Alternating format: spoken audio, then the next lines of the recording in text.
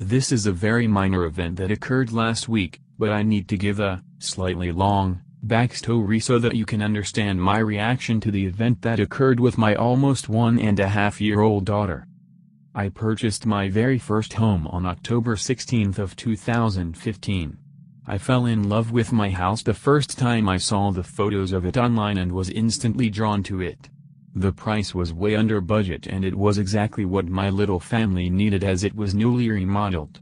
I didn't want to purchase a fixer-upper because I just had my first child in January of 2015 and we just didn't have the time or the ability to have to be putting together a house while taking care of an infant. We couldn't be tearing up the floors which are her stomping grounds or painting with hazardous fumes etc. But as I said, none of that was necessary. I found my dream house. Upon the initial walkthrough there were no issues. I didn't feel anything. Mind you, I haven't been very sensitive I would say for the last 2-3 years, though most of my teenage years into my early 20s I was. I could sense when there was something just beyond the eye's reach and sometimes I even saw things. Well, thankfully nothing was off for me. I put in an offer at asking price and a couple weeks later we closed on the house. The west side of Jacksonville is considered to be a bad part of Jacksonville, but honestly all of Jacksonville has its bad parts. My side of the road I live on is pretty normal middle-class folks. About 2 miles down my road on the other end not so good. But, the kinds of criminal activity we have are generally isolated situations. If someone is shot, it's usually drug or gang-related. If someone is assaulted it's usually domestic violence and they knew their assailant personally. What I am getting at is, if you are involved in illegal activities you will be more likely to be a victim of crime in a not so good part of town. If you mind your business and you're just a family living, generally you don't have an issue. There are always robberies and crazy folks and one-offs here and there of course. Innocent people are not safe just because they mind their own business. I am just saying that the more into those kinds of things that you are, the more likely it is that you will find yourself in some trouble. We have a friend that is a JSO, Jacksonville Sheriff's Office, 911 dispatcher, and we had him review the calls for the last 6 months in our zone and he was able to tell us that there was nothing serious or recurring issues that we should be concerned with, home burglaries, carjacking etc. We felt comfortable with our decision. Shortly after moving in though we learned of a suicide by cop incident on our street. At my house.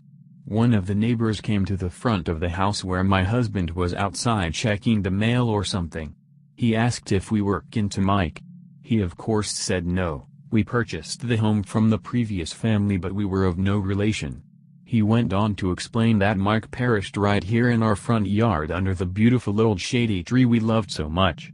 He said that he was a very nice man whose only flaw was his love of beer.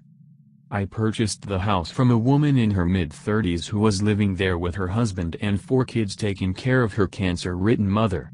The place was much too small for them, but she moved in with her mom after her father died last year to help take care of her. I didn't ask her, hey, how did your dad die? Did he die here? Like, it didn't even dawn on me A, to ask how or B, to ask if it was here. Just common courtesy you know? But I was thinking, more along the lines of natural causes, not right outside the front door. Well, I was wrong. We always joked the first week that the only thing our house was missing was a white picket fence. Well, turns out we had one before the SWAT team broke it down a year before. Apparently, according to news stories online, Mike called the police, told them he had a gun and he was going to hurt himself and others. He said, "Send the SWAT team, I want to get killed." When the cops pulled up, he went inside and came out with a gun. He pointed it at the cops and they shot and killed him on the spot. Did I buy a haunted house? First thing that crossed my mind. But I hadn't and still have yet to feel anything in the house. So, I am under the impression that though it was sudden, the man was ready to go. We came to realize that the NASCAR posters and Bikini Woman poster, and the crushed beer cans in the walls of the shed in the backyard must have been his things. Probably why the daughter didn't take those things down and kind of just left them. I can tell that it was his man cave. If anything, I get creepy vibes from the shed. Going in there at night, Peering into it will make my skin prickle, and it feels like someone is in there looking at me. It's not evil feeling, but there is definitely a presence in there of some kind, and it's very strong. Strong to the point that my aunt came over the beginning of May, and that woman has more experiences than I have ever had and much creepier, and she said, "Come here." We were sitting in the backyard and the sun went down. She was calling me to the back corner of my yard where the shed is. She said, "Stand right here." As I did, I felt a coolness wrap around my legs and work itself up my body. I didn't say anything, I just looked at her. She said, "You feel that? You feel the cold?" "I have goosebumps." She said, "It's coming from there," pointing at the shed that we were standing about 10 feet from. She said, "He's not bad, but he's there. And that's okay." At which point, I told her about Mike. Ugh. So I'm not the only one that feels the vibes from the shed. This was my first confirmation of him, but this is about my baby girl. End of last week, I was deep cleaning my car.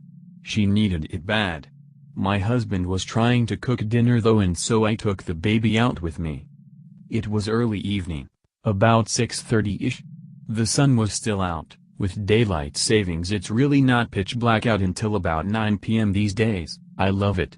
I rolled all the windows down in the car and opened all the doors. I have a Dodge Caliber which sits pretty low to the ground.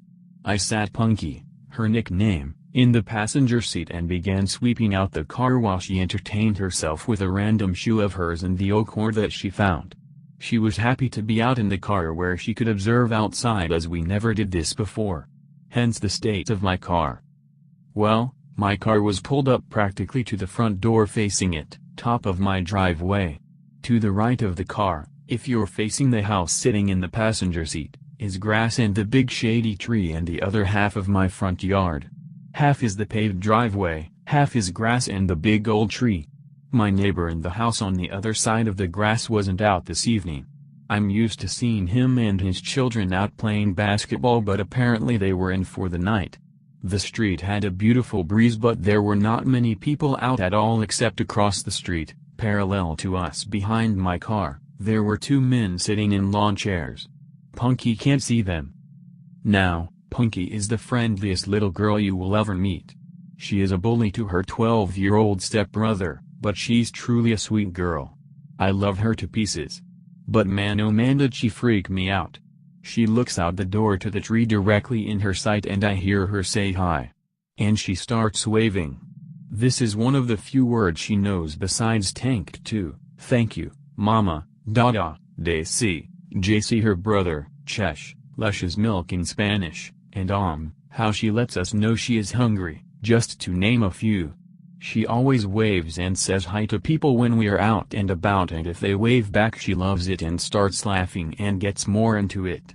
If they don't wave back she just kind of stays there with her little hand up, and I immediately say, "Hi Punky," because I feel so bad they leave her hanging.